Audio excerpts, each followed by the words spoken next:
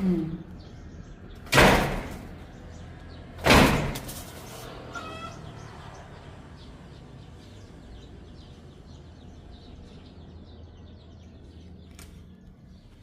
Tignan nyo guys yung manok ko.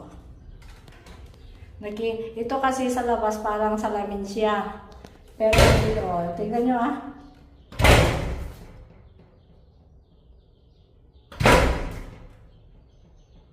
Nakikita niyo yung picture niya sa salamin guys.